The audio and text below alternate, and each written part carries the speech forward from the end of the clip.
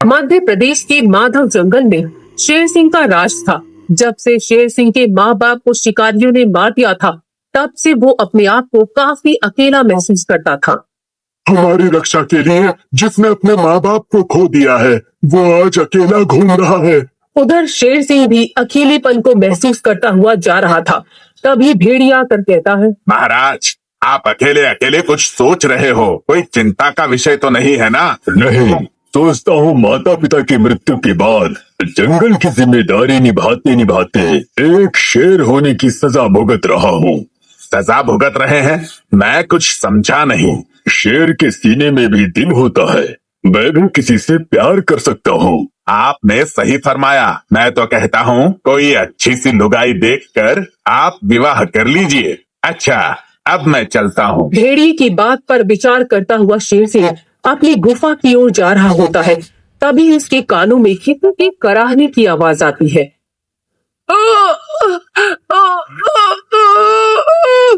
लगता है कोई बुरी तरह से घायल होकर कराह रहा, मगर कौन हो सकता है? शेर सिंह ने जैसे ही झाड़ियों में देखा तो वहाँ उसे एक घायल बकरी दिखाई देती है।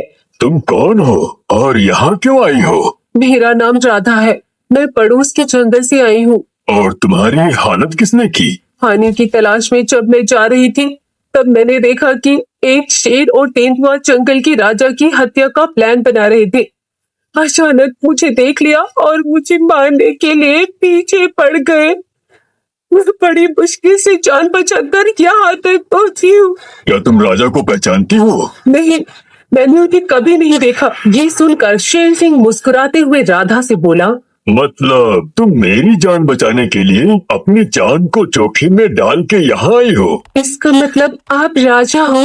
हाँ, तुमने मेरी जान बचाई है, अब मेरा भी फर्ज बनता है कि मैं तुम्हारी मदद करूं। चलो मेरे साथ। शेर सिंह बकरी को लेकर अपनी गुफा में आता है। तुम जब तक यहाँ रहना चाहो रह सकती हो, और जिस दिन तुम्हें अपने जंगल में जाने की इच्छा हो मुझे बता देना, मैं तुम्हें खुद छोड़ने जाऊंगा। एक राजा होने के बावजूद भी उसकी सादगी देख बकरी उस पर मोहित हो जाती है। कितना नेक दिल राजा है, काश ये मेरा दोस्त होता। बकरी कई दिनों तक शेर सिंह के साथ रहती है और दोनों में गहरी दोस्ती हो जाती है। अब शेर सिंह हमेशा खुश रहने लगता है। जिंदगी का नाम दोस्ती, दोस्ती का नाम जिंदगी। आज शेर सिंह मूड में है। आज नहीं, अब तो रोज मूड में होते हैं।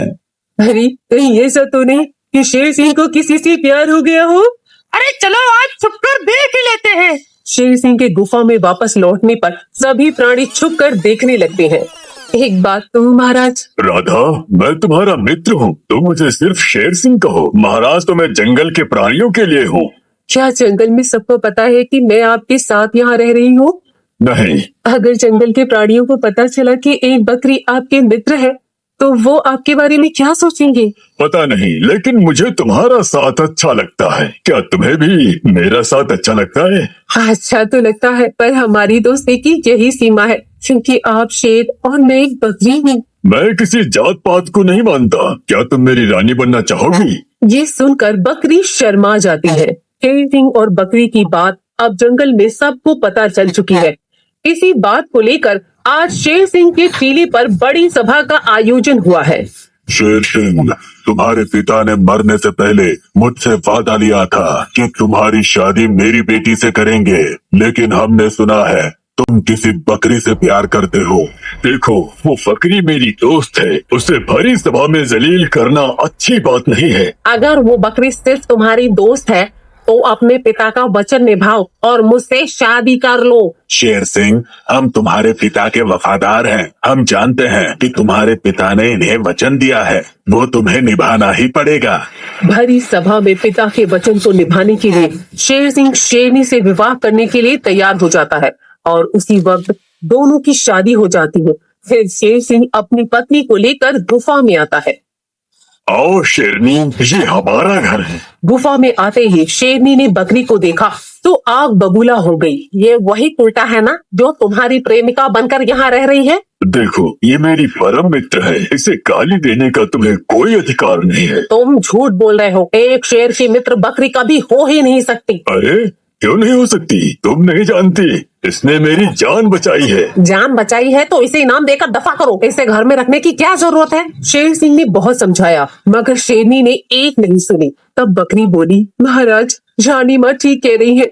आप शेर हो, भला एक बकरी आपके साथ कैसे रह सकती है? लेकिन राधा, मैं जा रही हूँ।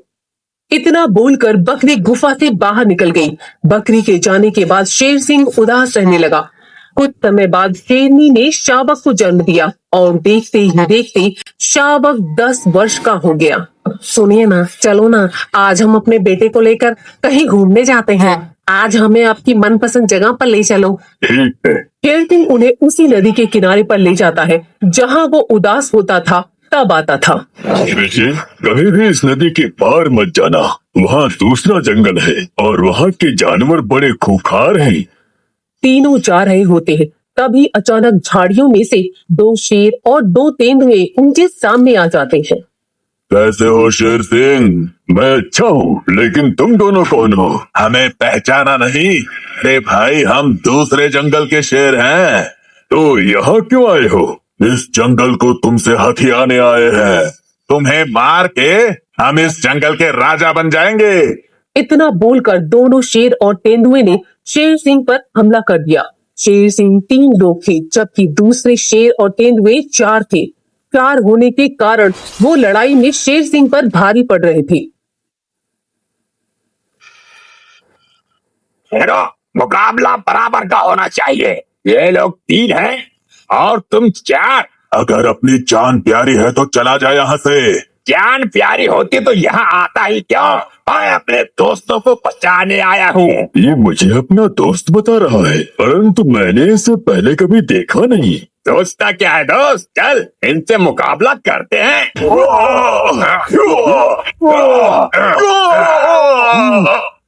मौका पाते ही दूसरा शेर शेर सिंह की मदद करने आए हुए शेर को गंभीर रूप से घायल कर देता है।